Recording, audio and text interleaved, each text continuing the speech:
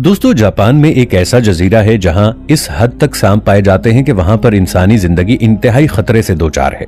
ये सांप जहरीले होने के साथ साथ इस कदर खतरनाक हैं कि वहां के रिहायशी बहुत बुरी तरह खौफ में मुब्तला थे। इनके काटने की वजह से कई लोग मौत के मुंह में जा रहे थे और हुकूमत इसके खिलाफ ठोस इक़दामात करने से कासिर थी। इस परेशानी को मद्देनजर रखते हुए जापान की हुकूमत ने एक ऐसा अजीबोगरीब फैसला किया जिसने न सिर्फ इस जजीरे बल्कि पूरे मुल्क को हैरानी में डाल दिया। उन्होंने सांपों से छुटकारा हासिल करने के लिए ये मनसूबाबंदी की कि जजीरे पर काफी तादाद में नेवले छोड़े जाएं। दोस्तों, आप जानते ही होंगे कि नेवले को सांप का सबसे बड़ा दुश्मन माना जाता है। ये जानवर काफी फुर्तीला होता है और जहर के खिलाफ भरपूर कुव्वत मुदाफियत रखता है।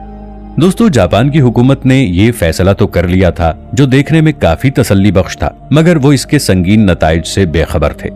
ये एक ऐसा फैसला था जो अल्लाह ताला के बनाए हुए इकोसिस्टम के खिलाफ था और जापान को अल्लाह के बनाए हुए इस इकोसिस्टम में मुदाखलत करने पर कैसे संगीन नताइज का सामना करना पड़ा।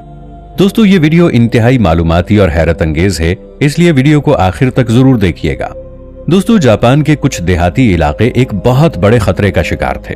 जापान में 1970 की दिहाई में अमामी ओशिमा जजीरे पर रहने वाले लोगों का सामना ओकिनावा हाबू नामी एक खतरनाक सांप से था। ये सांप इस कदर खौफनाक और जहरीला था कि ये इस जजीरे के किसी भी इंसान या जानवर को काट लेता या डस लेता तो उसकी चंद सेकंड्स में ही मौत वाक़ई हो जाती। इस सांप का जहर इस कदर मोहलिक होता कि ये जिस भी इंसान को काट ले तो उस इंसान के खून के खुलियों में फौरन तब्दीली वाक़ई होना शुरू हो जाती और इस इंसान का खून चंद सेकंड्स में ही जम जाता। अगर इस सांप की जसामत की बात की जाए तो ये जिस्मानी एतबार से बाकी सांपों के मुकाबले में काफी बड़ा है। अगर ये सांप किसी इंसान को काट लेता तो इस इंसान को शदीद सरदर्द, उल्टियां और बाज दफा मौत का सामना भी करना पड़ता है। जापान का ये जजीरा देहात पर मुहित है, इसलिए वहां पर सिर्फ इब्तिदाई तिब्बी इमदाद तक रसाई मुमकिन थी। इन सांपों ने वहां के लोगों की जिंदगी अजीरन बनाकर रख दी थी। 10 साल में तकरीबन 500 के करीब लोगों को इन सांपों ने मौत का निशाना बनाया। उनकी हुकूमत ये चाहती थी कि इस मसले को बुनियादी तौर पर हल किया जाए ताकि वहां पर रहने वाले लोग आसानी से लंबे अरसे तक सुकून से रह सकें। इसलिए सबसे पहले मरहले में इस सांप के जहर का तिर्याक तैयार किया गया, यानी कि एंटीडोट तैयार किया गया। मगर इस तिर्याक को महफूज रखने के लिए बिजली और रेफ्रिजरेटर की जरूरत थी और वो इलाका देहाती होने की वजह से वहां पर ये सहूलियात मुयस्सर नहीं थी। अब ये मसला दिन ब दिन जोर ही पकड़ता जा रहा था। इन मसाइल से निपटने के लिए बिलाखिर जापान की हुकूमत को एक कड़ा फैसला करना पड़ा। उन्होंने अपनी तरफ से ये खासा दानिशमंदाना फैसला किया था। जापान की हुकूमत ने 1989 यानी 1989 में इकोसिस्टम में मुदाखलत करने की कोशिश की। उन्होंने इस जजीरे में सांपों के मुकाबले में नेवले को छोड़ने का फैसला किया। उन्होंने सोचा कि नेवला एक इंतहाई छोटा मगर इंतहाई ताकतवर जानवर भी है जो सांप के जहर का बाआसानी मुकाबला कर सकता है और वो सांपों को अपना शिकार बनाएगा। इस तरह इस जजीरे से सांपों का आसानी से खात्मा हो सकता है। उन्होंने नेवले की फितरी सलाहियत को आजमाने के तौर पर सांपों के दरमियान नेवलों को छोड़ दिया। नेवला अपने फुर्तीलेपन, ताकतवर जबड़ों और बेहतरीन इम्यूनिटी की वजह से जाना जाता है। नेवले के बारे में ये मशहूर है कि ये न सिर्फ सांपों को मारता है बल्कि उनको खा भी जाता है। जापान ने अपने मंसूबे के मुताबिक 30,000 नेवलों को अमामी ओशिमा जजीरे में इस खतरनाक सांपों के खात्मे के लिए छोड़ दिया। यूं तो जापानी हुकूमत की ये स्ट्रेटजी बहुत जानदार लग रही थी, मगर जापान की हुकूमत ने जो सोचा था वो बिल्कुल उसके बरखिलाफ हुआ। इन सांपों और नेवलों के शबो रोज में बहुत फर्क था। सांपों की ये किस्म रात के वक्त मुतहर्रिक होती जबकि नेवले दिन के वक्त शिकार करते थे। इस तरह इन दोनों जानदारों का आपस में बहुत कम आमना सामना होता था।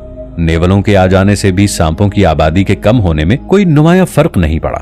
हाँ, इतना जरूर हुआ कि नेवलों ने सांपों की बजाय वहां के दूसरे जानदारों को यानी छोटे जानवरों को निशाना बनाना शुरू कर दिया।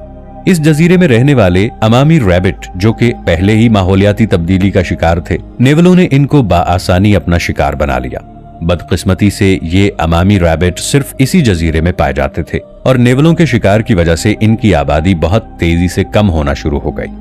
दोस्तों, आपकी मालूमात में इजाफे के लिए ये बात बताता चलूं कि ये नेवलों में अमले तौलीद बहुत तेजी से होता है और इसीलिए इस जजीरे में मौजूद नेवलों की आबादी कुछ ही साल में लाखों की तादाद तक पहुंच गई और अब इस जजीरे में सांपों के साथ साथ नेवले भी पूरे जजीरे में राज करने लगे।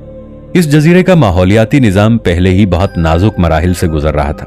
अब वो मजीद तबाही के दहाने पर पहुंच गया और कुछ ही अरसे बाद जापान की हुकूमत को ये एहसास हो गया कि उन्होंने इस जजीरे पर नेवलों को छोड़ने की जो हिकमत अमली अपनाई थी वो सरासर गलत थी।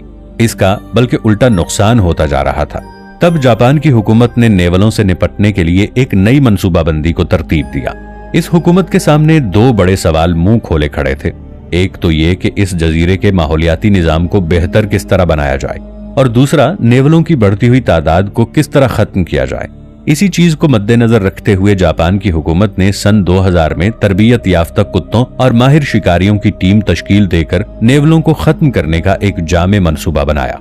इन शिकारी कुत्तों और इंसानों का ये काम था कि ये जजीरे के हर इलाके और कोने में जाकर नेवलों को पकड़ें और नेवलों की बढ़ती हुई तादाद को रोकने के लिए तकरीबन 20,000 के करीब खुसूसी जाल बिछाए गए।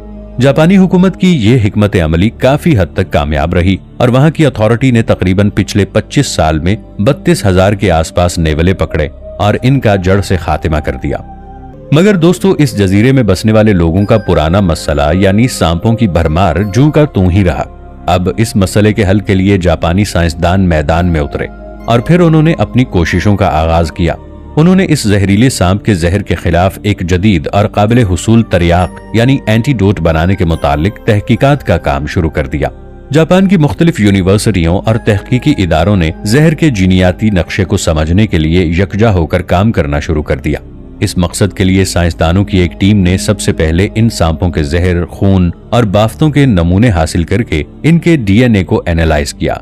इस तहकीक के जरिए 60 अदद जीन्स के बारे में मालूमात हासिल हुई जो जहर की तैयारी में शामिल फहरिस्त हैं। इन जीन्स के बारे में ठोस मालूमात हासिल करके इन्हीं की बुनियाद पर तरियाक बनाने का काम शुरू हुआ। ये तहकीक सिर्फ सांपों के जहर के इलाज तक महदूद नहीं रही, बल्कि इससे और भी मुख्तलिफ बीमारियों मसलन कैंसर और दिल की बीमारियों के लिए शिफा की उम्मीद भी पैदा हुई। नेवले को जहरीले सांपों के साथ मुकाबले के लिए जजीरे में छोड़ना शायद एक अनोखा फैसला हो सकता है, मगर ये अल्लाह ताला के कामों में छेड़छाड़ थी। दोस्तों, ये छेड़छाड़ कोई पहली मर्तबा नहीं, बल्कि बहुत से ममालिक ने माहौलियाती आबो हवा और इकोसिस्टम को अपने काबू में करने की कोशिश की, तो ऐसे ममालिक को संगीन नताइज का सामना करना पड़ा।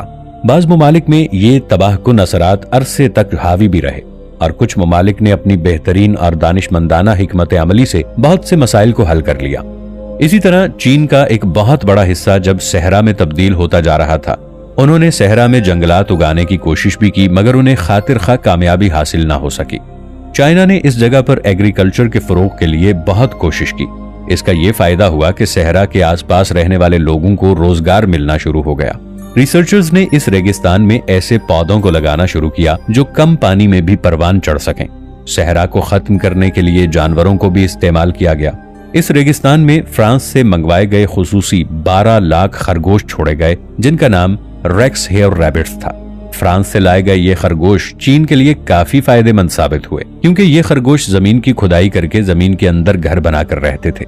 जब वहां के खरगोशों ने सहरा में लगा घास खाया तो पाखाने के जरिए खुदाई वाली जमीन पर उनके बीज फैल गए, तो हर तरफ हरियाली सहरा में फैलने लगी। चीन का वो सहरा जो बंजर हुआ करता था, अब वहां पर 85% हरियाली आ चुकी थी।